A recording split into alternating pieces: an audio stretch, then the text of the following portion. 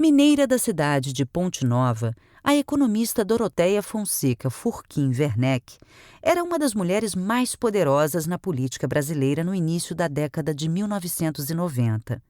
Com pouco mais de 40 anos, havia sido ministra do Trabalho entre 1989 e 1990.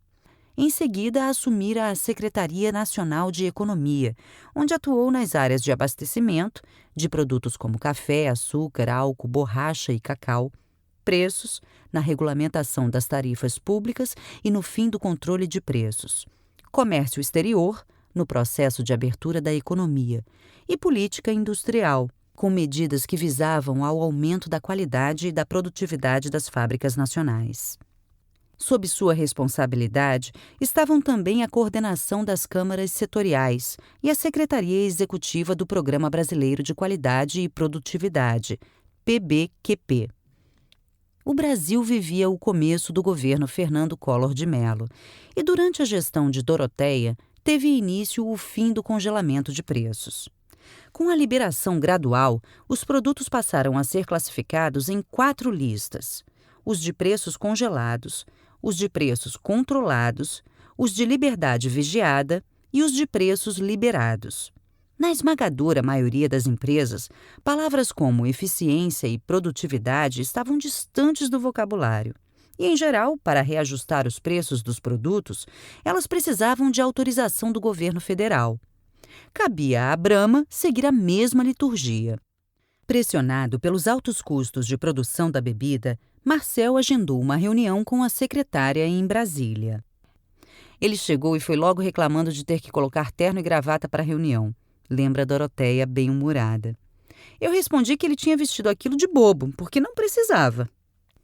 Marcel começou a explicar por que precisava de autorização para aumentar os preços. A secretária, porém, não estava interessada apenas em ver os gastos da companhia. Na época, ela participava ativamente do PBQP, recém-criado pelo governo federal para estimular a competitividade das empresas. Entusiasta do assunto, estava interessada em melhorar a gestão no país.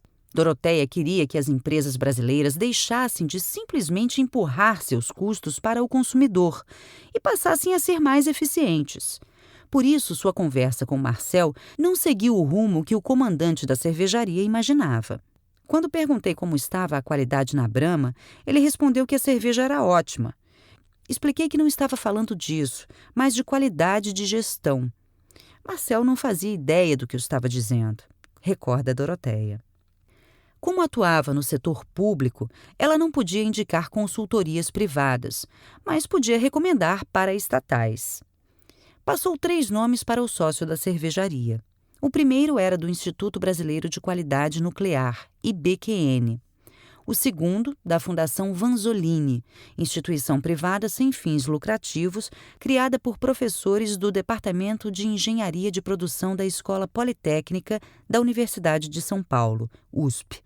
O terceiro cartão que Doroteia entregou a Marcel foi o de um professor da Fundação Cristiano Ottoni, FCO, vinculada à Escola de Engenharia da Universidade Federal de Minas Gerais, UFMG, que já trabalhava com grandes empresas como Gerdau e Usiminas.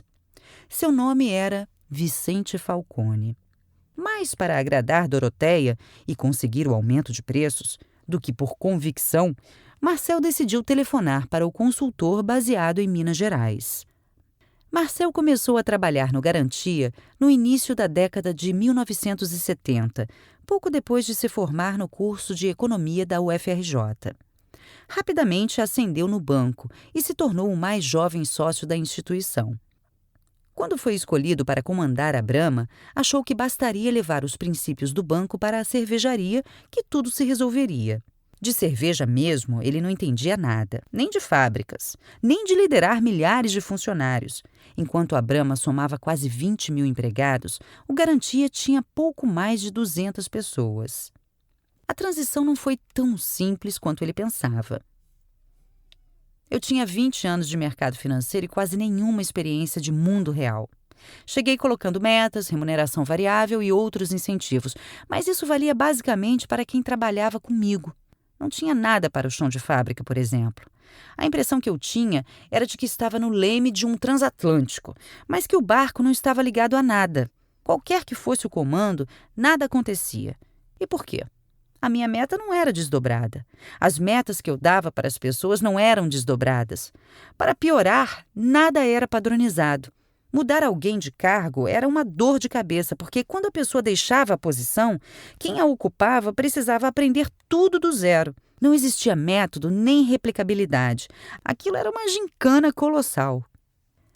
O desdobramento de metas a que Marcel se refere significava estabelecer os grandes objetivos da companhia como um todo e, a partir deles, determinar as metas de cada funcionário, começando pelo principal executivo e descendo até chegar ao nível hierárquico mais baixo. A meta deve ser colocada de forma técnica, de modo a dar a todos a sensação de que é difícil, mas pode ser atingida, diz Falcone. Quando esse desdobramento é feito de maneira correta, todos os empregados sabem exatamente o que a empresa espera deles e qual será seu papel para que a companhia atinja os objetivos anuais. Entender essa lógica é fácil, executá-la, bem como padronizar esse processo, nem tanto. Engenheiro de formação e apaixonado pelo modelo japonês de gestão, Falcone era em quase tudo a antítese de Marcel. Enquanto o consultor pregava método, análise e paciência para resolver problemas, Marcel, atolado em uma miríade de dificuldades a serem resolvidas na empresa recém-comprada, buscava soluções para ontem. Falcone era, àquela altura, um cinquentão que passara boa parte da carreira dentro de universidades.